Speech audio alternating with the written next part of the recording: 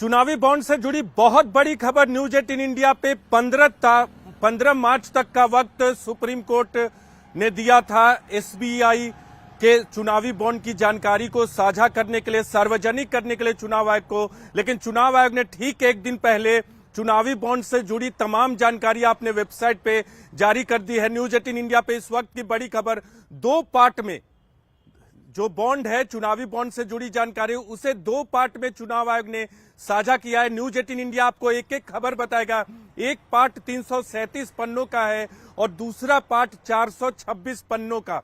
337 और 426 पन्नों में इसमें 2019 से लेकर अब तक यानी 2024 में जितने भी चुनावी बॉन्ड खरीदे गए, जिसने खरीदे, किस पार्टी ने उसको इनकैश कराया, किस पार्टी ने उस बॉन्ड को इनकैश कराया, किसको दिए गए, ये तमाम जानकारी है। लेकिन एक महत्वपूर्ण जानकारी जो इस चुनावी बॉन्ड यानी चुनाव आयोग ने जो जानकारी साझा की, उससे आपको नहीं पता चलेगी कि किसका बॉन्ड कहां गया।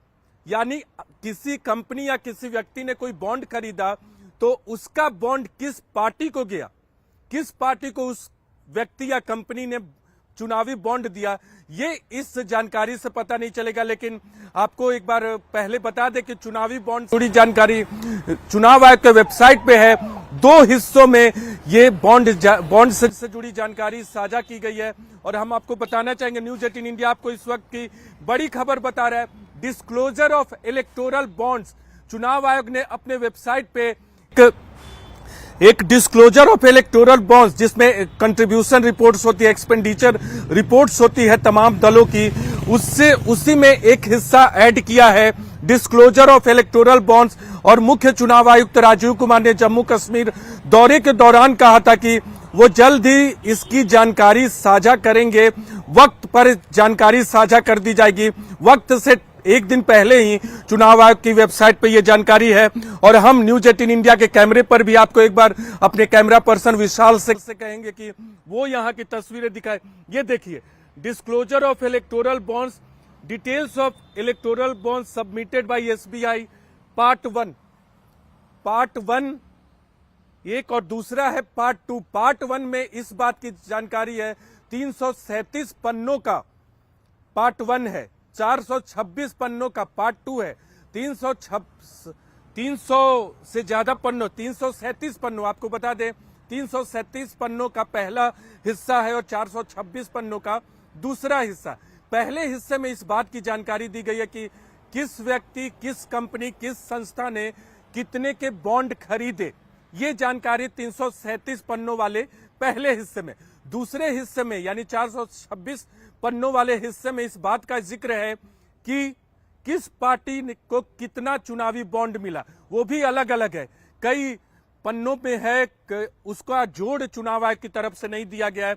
जिस तरह से फाइल एसबीआई की तरफ से चुनाव आयोग को दी गई थी, उसी तरह से चुनाव आयोग ने दोनों हिस्से को अपलोड कर दिया है एसबीआई की तरफ से जो साझा किया गया था। लेकिन ये पता करना मुश्किल है कि किसका खरीदा हुआ बॉन्ड, यानी किस व्यक्ति या किस कंपनी ने किस पार्टी के लिए बॉन्ड खरीदा था या किस पार्टी को दिया, इस बात की जानकारी इन दोनों हिस्सों से नहीं मिलेगी। न्यूज 18 इंडिया के दर्शकों को बता दें कि आखिर चुनावी बॉन्ड का मसला आया कैसे। दरअसल 15 फरवरी को एक शिकायत पे सुप्रीम कोर्ट ने चुनावी बॉन्ड योजना को, सरकार यानी मौजूदा सरकार ने चुनावी बॉन्ड योजना को लागू किया था 2018 में। 2019 से लोग चुनावी बॉन्ड खरीद सकते थे और 24 तक कई लोगों ने खरीदा चुनावी बॉन्ड को, जिसका जिक्र है। और एसबीआई ने सुप्रीम कोर्ट में जो जानकारी दी थी उसमें यह भी कहा था कि 22,000 से ज्यादा चुनावी बॉन्ड खरीदे गए, जिसमें से ज्यादातर चुनावी बॉन्ड इनकैश करा लिए गए थे। लेकिन 15 फरवरी को जब सुप्रीम कोर्ट ने चुनावी बॉन्ड को रद्द किया, इस योजना को रद्द किया, तब सुप्रीम कोर्ट ने कहा था कि यह संविधान का उल्लंघन है, इसलिए इस योजना को रद्द किया जाता है, इसमें पारदर्शिता की कमी है। उसके बाद सुप्रीम कोर्ट ने आदेश दिया था एसबीआई को कि वो 6 मार्च को चुनाव आयोग के सामने तमाम जो डेटा है उसे दे। लेकिन एसबीआई फिर सुप्रीम कोर्ट के दरवाजे खटखटाती है।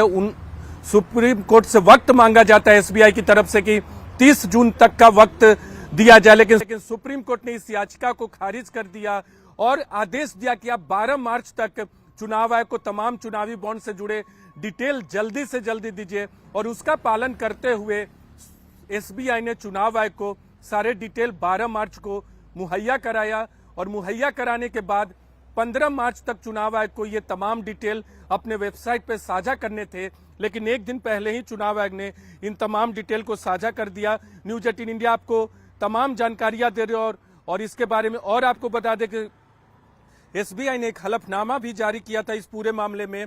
15 फरवरी 2024 तक यानी अप्रैल 2019 से 15 फरवरी 2024 तक 22,217 चुनावी बॉन्ड खरीदे गए थे। व्यक्तियों ने खरीदे थे, संस्थाओं ने खरीदे थे, संगठनों ने खरीदे थे, ट्रस्ट ने खरीदे थे। इनमें से 22,030 को इनकैश करा लिया गया था, यानी जिन्होंने खरीदे थे उन्होंने पार्टियों को सौंप दिया था और पार्टियों ने बैंक के जरिए, एसबीआई के जरिए इसे इनकैश करा लिया था।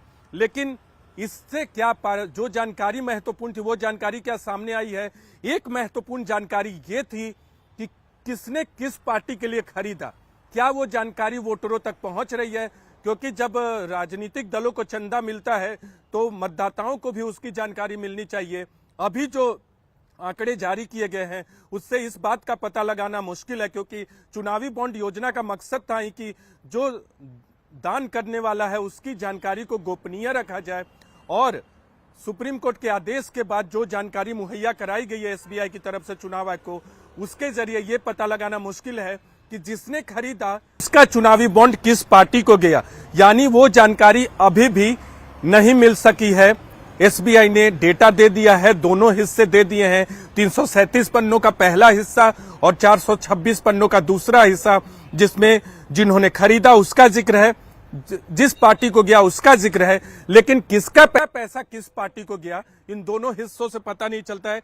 यही खास बात है। लेकिन आपको अगर इस पूरे फाइल का डिटेल्स निकालेंगे तो आपको यह जरूर पता चल जाएगा कि एक पार्टी को कितने इलेक्टोरल बॉन्ड्स गए। हालांकि राजनीतिक दलों ने अपनी रिपोर्ट में चुनाव आयोग को इस बात का हवाला जरूर दिया था कि उनके चंदे में कितना हिस्सा इलेक्टोरल बॉन्ड्स का है। तो कुछ जानकारी तो इलेक्टोरल बॉन्ड्स की राजनीतिक दलों की तरफ से जो चुनाव आयोग को रिपोर्ट सौंपी गई इस दौरान 2019 के बाद 2024 तक, उसमें इस बात का जिक्र आया है कि आखिर कितने चुनाव बॉन्ड से किस पार्टी को कितना चंदा मिला, वो साल दर साल जानकारी सामने आई है। लेकिन ये जानकारी अभी भी पता नहीं चल पाई है कि आखिर किस व्यक्ति या किस संगठन या किस ट्रस्ट ने किस राजनीतिक दल के लिए चुनावी बॉन्ड खरीदे, और जब चुनावी बॉन्ड खरीदा तो किस राजनीतिक दल को दिया। तो ये महत्वपूर्ण जानकारी अब तक सामने नहीं आई है। न्यूज 18 इंडिया आपको इस वक्त की बड़ी खबर, क्योंकि लोकसभा चुनाव की घोषणा कभी भी हो सकती है।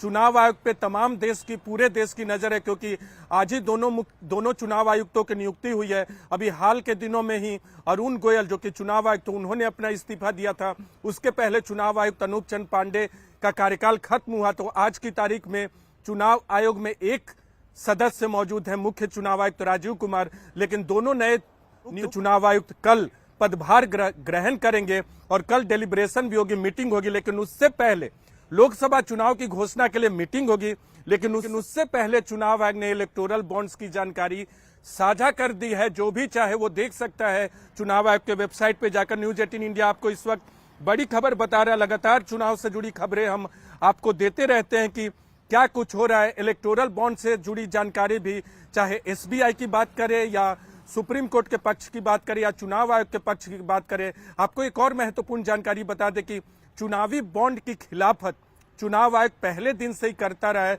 उनका ये पोजीशन रहा है कि ये पारदर्शिता के खिलाफ है, वोटरों को मिलने वाली जानकारी के खिलाफ है। सुप्रीम कोर्ट ने जब 15 फरवरी को इस योजना को खत्म किया, इसे असंवैधानिक करार दिया, उसके बाद एसबीआई को जब आदेश दिया कि आप पूरी जानकारी मुहैया कराइए। हालांकि एसबीआई चाहता था कि 30 जून तक का वक्त दिया, लेकिन सुप्रीम कोर्ट ने कहा कि नहीं, अभी आप तुरंत जानकारी 12 मार्च तक जानकारी मुहैया कराइए। वो डेटा मुहैया कराया गया एसबीआई की तरफ से चुनाव आयोग को, और अब चुनाव आयोग ने उस डेटा को जारी कर दिया है।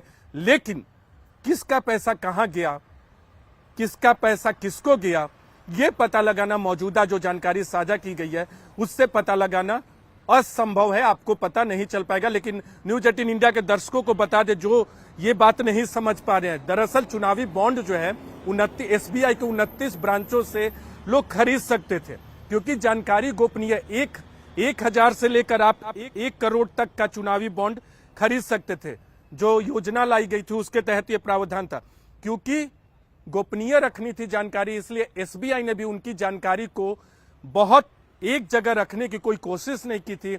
लेकिन अब वो जानकारी आने वाले दिनों में सामने आ सकते। 30 जून का वक्त एसबीआई की तरफ से इसीलिए मांगा गया था कि वो जानकारी भी मिल सके। लेकिन अभी ये पता लगाना मुश्किल है। आपको एक उदाहरण के जरिए बताना चाहेंगे कि कैसे यहां खरीदने वालों की जानकारी है कि जिन्होंने इलेक्टोरल बॉन्ड खरीदा, ये भी पता है कि किस राजनीतिक दल को कितने पैसे का इलेक्टोरल बॉन्ड गया। लेकिन ये पता लगाना मुश्किल है कि किसका इलेक्टोरल बॉन्ड या किसने किस पार्टी के लिए खरीदा। मान लीजिए आपने 1 करोड़ का इलेक्टोरल बॉन्ड खरीदा, एसबीआई के किसी ब्रांच से खरीदा था। वो इलेक्टोरल बॉन्ड आपके पास है, वो आपने जाकर किसी एक पार्टी को सौंप देते हैं। उस पार्टी को सौंपने के बाद वो पार्टी जाकर एसबीआई के किसी ब्रांच से उसको इनकैश कराती है। उसे 1 करोड़ रुपया तो मिल गया, लेकिन अभी जानकारी दी गई है, वो यही जानकारी दी गई है कि किसने खरीदा। अगर आपने खरीदा तो आपकी जानकारी है, और किस पार्टी ने उस इलेक्टोरल बॉन्ड को अलग अलग समय में इनकैश कराए, इसकी जानकारी है दूसरे फाइल में। लेकिन यह पता लगाना मुश्किल है कि किसका पैसा, यानी आपका पैसा किस पार्टी को गया। इन दोनों जो पीडीएफ फाइल है उससे पता लगाना मुश्किल है। लेकिन जिन्होंने अपने बॉन्ड जिस पार्टी को दिए वो जरूर जानते हैं कि उन्होंने अपना बॉन्ड किसके लिए खरीदा था, किस पार्टी को दिया था। लेकिन चुनाव आयोग की वेबसाइट पे चुनावी बॉन्ड से जुड़े जो 2 फाइल है, 2 पार्ट हैं, उसमें यह तो जरूर है कि किसने खरीदा, किस पार्टी को कितना गया। लेकिन यह बताना मुश्किल है कि किसने किसके लिए खरीदा या किसका पैसा किस पार्टी के खाते में गया है।